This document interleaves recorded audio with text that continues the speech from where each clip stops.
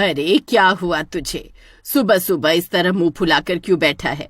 अरे तुम तो जानती हो ना माँ कि मुझे अपना नया काम शुरू करना है, और काम शुरू करने के लिए पैसे भी तो चाहिए, और पैसे के नाम पर मेरे पास तो एक फूटी कौड़ी भी नहीं है। अरे तो क्या हुआ बेटा, इसमें ऐसे उदास होने वाली क्या बात है? तेरे पास पैसे नहीं है तो तेरी पत्नी को बोल, अपने मायके से जाकर पैसे लेकर आएगी। अरे उसके मायके में खाने का दाना पानी तो है नहीं, मेरे काम के लिए पैसे कहाँ से लेकर आएगी वो? तुझे तो मैंने पहले ही कहा था कि इस लड़की से शादी मत कर, फिर भी तूने हमारी मर्जी के खिलाफ जाकर इससे शादी की।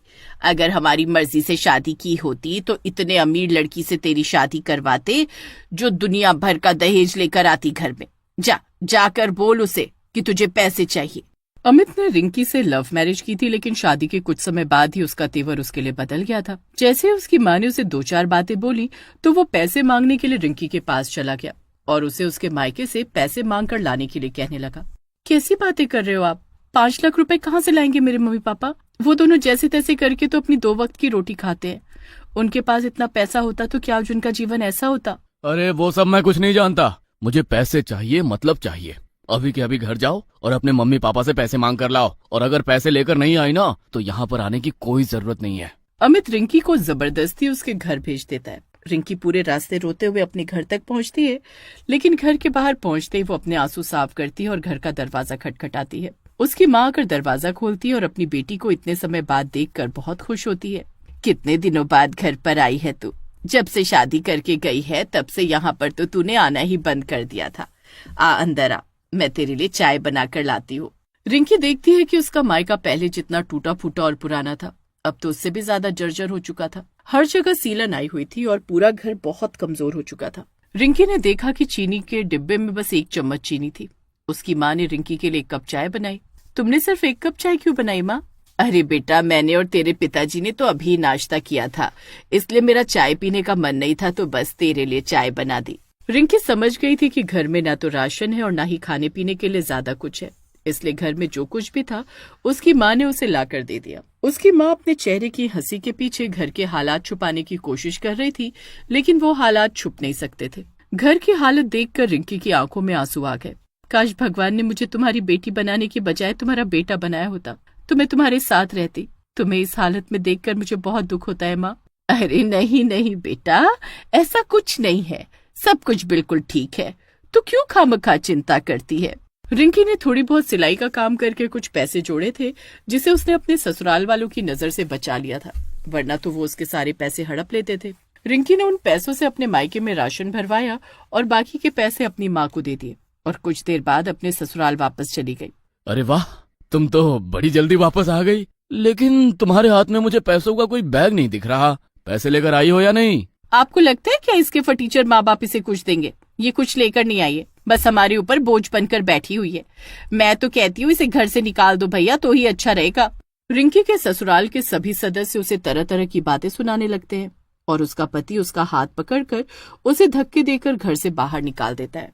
तभी ये सब होते हुए पड़ोस के लोग देख लेते हैं और उन लोगों को खूब खरी खोटी सुनाते हैं। लोगों की वजह से वो रिंकी को वापस अंदर ले जाते हैं, लेकिन अब उनके दिमाग में रिंकी को लेकर कुछ और ही खिचड़ी पक रही थी। सब एक कमरे में बैठे हुए थे और रिंकी के खिलाफ प्लानिंग कर रहे थे। मैं तो कहती हूँ इसे मार डालो, हमारे सर पर बोझ बनकर बैठ गई है। अपने मायके से कुछ लाना तो दूर, हमारा खर्चा दिन पर दिन बढ़ा रही है, और अगर कल को बच्चा हुआ तो उसका खर्चा भी हमारे सर पर आ जाएगा। ऐसी गरीब फटीचर से अपने खानदान का वारिस नहीं चाहिए मुझे। अरे लेकिन माँ, अगर इसे मार भी दिया तो इसके कत्ल का इल्जाम हम पर आ जाएगा। हमें कुछ ऐसा करना होगा जिससे सांप भी मर जाए और लाठी भी ना टूटे।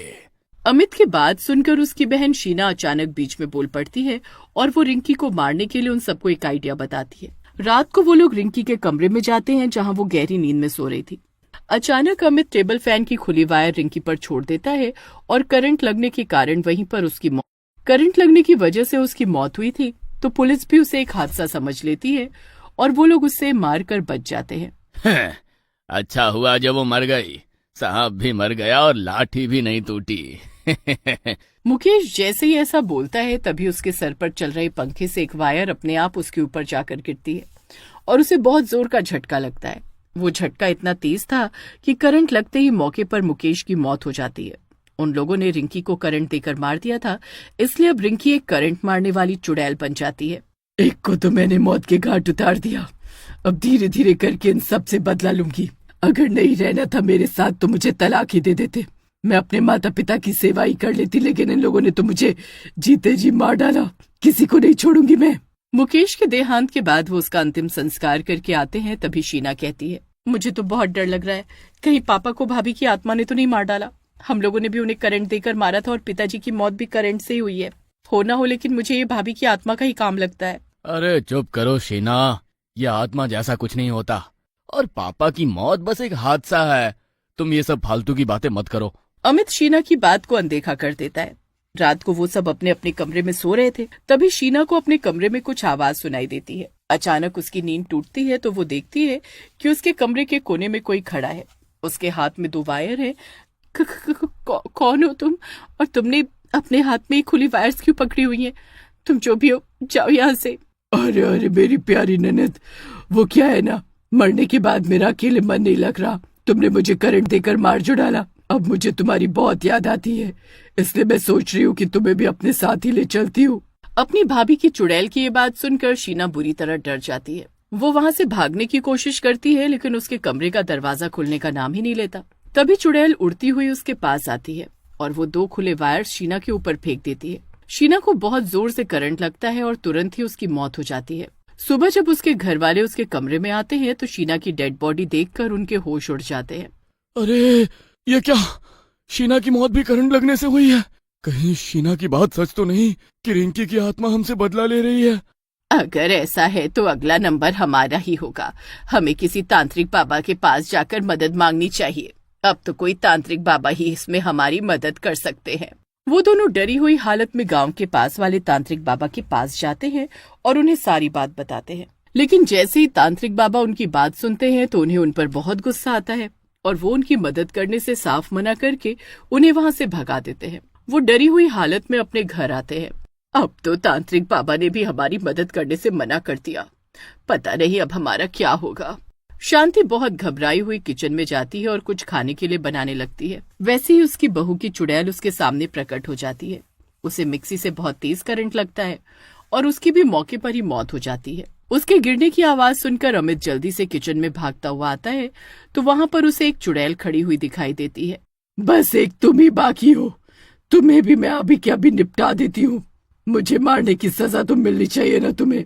मुझे माफ कर दो रिंकी, मुझसे बहुत बड़ी गलती हो गई। पता नहीं कैसे मैं इन लोगों के बहकावे में आ गया था। मैं मानता हूँ कि मैंने गुनाह किया है, लेकिन मैं पुलिस को जाकर सब कुछ बता दूंगा और जेल में अपनी सजा काटूंगा। लेकिन तुम मुझे छोड़ दो। अच्छा, तो फिर जाओ और पुलिस को जाकर सब कुछ बताओ। चुड़ैल के डर से अमित भागा भागा पुलिस स्टेशन जाता है। उसने और उसके परिवार ने मिलकर उसकी पत्नी को जैसे मारा वो सब कुछ पुलिस को बताता है, तो पुलिस उसे अरेस्ट करके जेल में डाल देती है। जेल में रहूंगा तो कम से कम जिंदा तो रहूंगा, और क्या पता कभी ना कभी बाहर भी निकल जाऊं। लेकिन अगर उसके हत्थे चढ़ जाता तो वो तो मुझे मार ही डालती। अमित जैसे ये बोलता है वैसे ही जेल के रूम में लगे हुए लाइट बल्ब की खुली वायर उसके ऊपर आकर गिर जाती है और मौके पर ही करंट लगने से उसकी भी मौत हो जाती है। उसकी आखिरी सांस के समय उसकी पत्नी की चुड़ैल उसके सामने खड़ी थी और जैसे ही करंट लगने से अमित की मौत होती है, उसकी पत्नी की चुड़ैल भी अपना बदला लेकर हमेशा के लिए मुक्त हो जाती है।